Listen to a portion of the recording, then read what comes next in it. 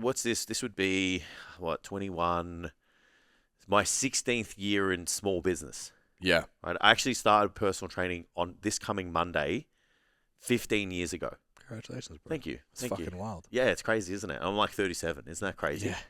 Yeah. So when you've gone through that many hits and kicks in the gut and the highs and the lows, and you're driving home one day and you're singing and you're fucking having the best time and you're like, I'm going to make it. And then 2 weeks, literally the next day, 3 people leave and you're like, fuck, I'm going to go bankrupt. Like the days with the radios off, days where you're pumping the tunes. Like, I think you just get that much confidence in your own ability. And if you've got the right people around you and you can just draw off, like, I've been here before, I know I can get myself out of it. I think you're just way more willing to have a crack. Yeah.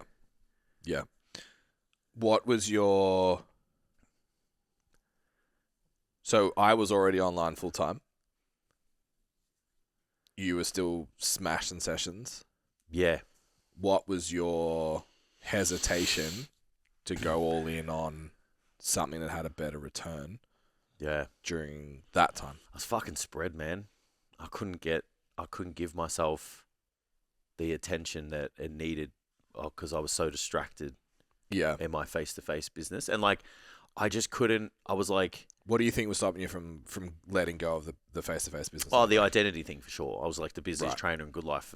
Like I was, yeah. Like I changed that gym, dude. So it was like status of, I'm this and I don't want to walk away. Yeah, like I walked into that gym and as soon as I started my business, the standard of personal training changed. Everyone copied what I did.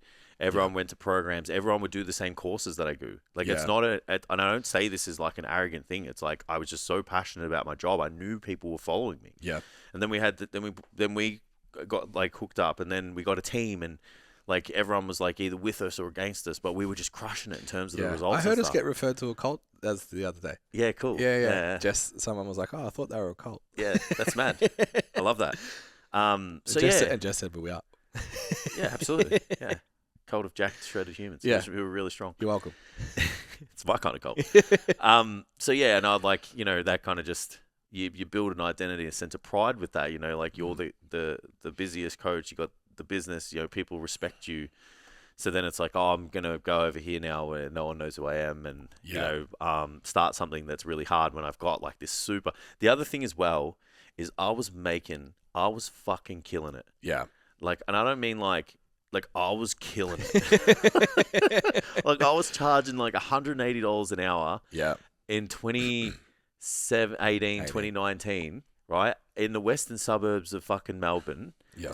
Like, and I was doing fucking 30 sessions a week. Yeah. And I had my online clients and the business, like, I just was like, this is too fucking easy. Yeah. So it was tough. And then there was the idea like, go online. What if no one who knows who I am?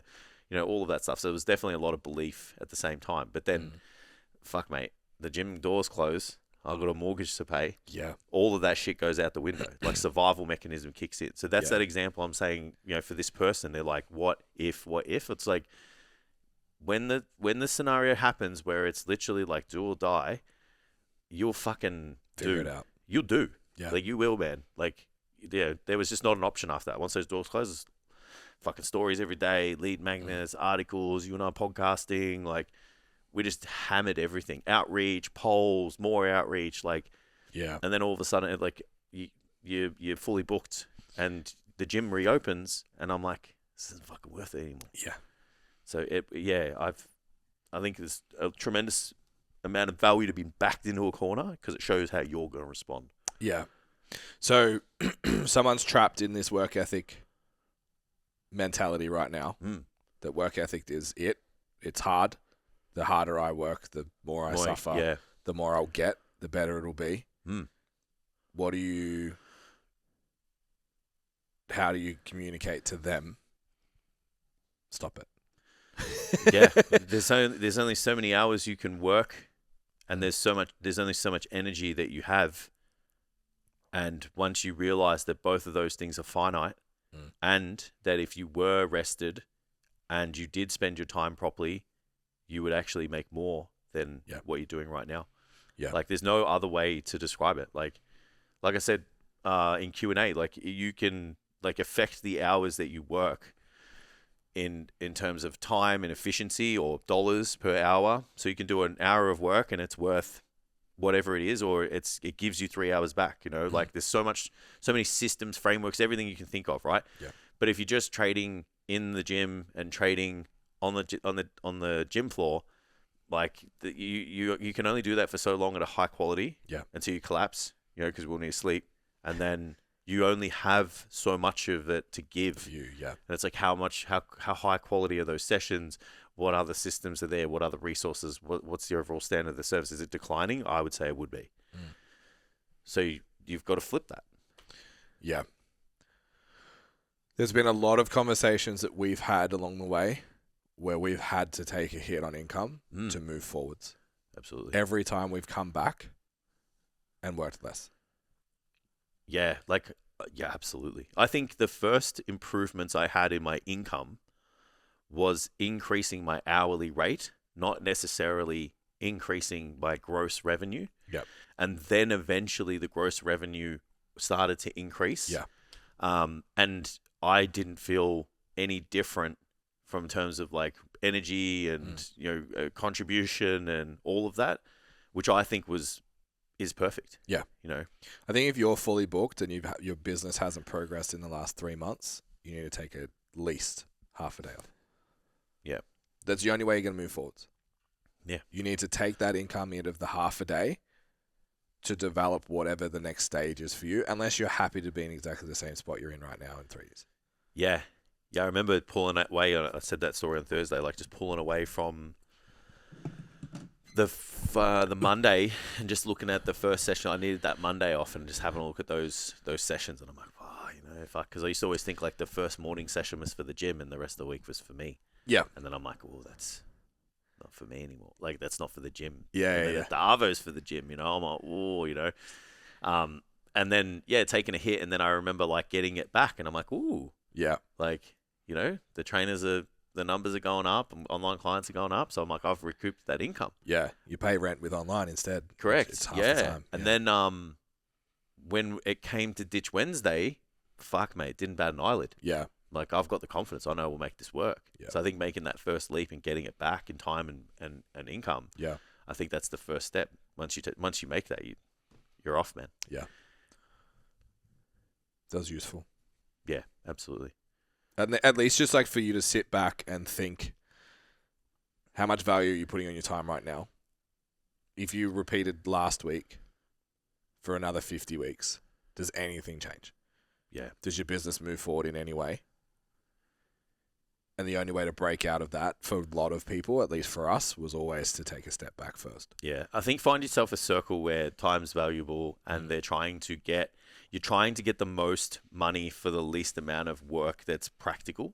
Yeah. You know what I mean? So it's like an impractical, it's like it's not going to apply in the real world, right? Yeah. It's like, oh, I want to do 5 sessions and make $3,000. It's like, whatever. And that's not about being shit. That's No, like, how do you provide the most amount of value? There's just not a lot of places where that exists. Like I said, if I go and catch up with my mates and we have lunch or dinner, and we all talk about like work and we talk about the hours and stuff. Like I was talking to my mate, like he's on TV, does like national breakfast radio. Yeah. Very, very great contractual conditions. Yeah. Right. Like we're talking multi 6 figures out, like contracts and shit. And he was like, we went to a funeral and he was like, oh, you work tomorrow? I said, oh, wake up when I wake up. And I said, I'll just do work if it's there. Yeah. And he was just like, what? And then I'm like, yeah. And then he's like, so what do you do? Do you have to ask? And I'm like, no, I just wake up and if I want tomorrow off, I just take it off. Yeah. I'm like, there's a couple of days where I've got to do pockets of things. And then I said, the rest of the time, it just gets done when it needs to. Mm-hmm. And he was just like, he dwarfs my salary. Yeah. And he was just like, fucking A. Yeah. And this guy's got to get up early in the morning and ride his bike to work. Yep. You know what I mean? So, like, it's that type of shit where I'm like, you need to have, like, to have that environment, you can't have that trade time for money thing. Yeah. And you can't be with those other people that pride themselves on how much work they do and all that. It needs to be people who go, I work 20 hours a week and I make this much, you know? Yeah. And you go, how? How? It's not a dick swinging competition where you're like, I mean, amongst the boys, you're like, fucking this guy does no work. Like, that's what they say to me. And I'm like, whatever. But, yeah, That like, helps you sleep. your average circle won't have that. Yeah. And so if you're going to get stuck, continue whinging with everybody in the PT room about how many fucking sessions you do and pride yourself on that like I did and swung my dick around and then I was just really tired. Or get into a place where you're like, how can I make the most out of the least amount of time? And all of a sudden you got a really good lifestyle, really good work balance. You got the capacity to grow your business however the fuck you want.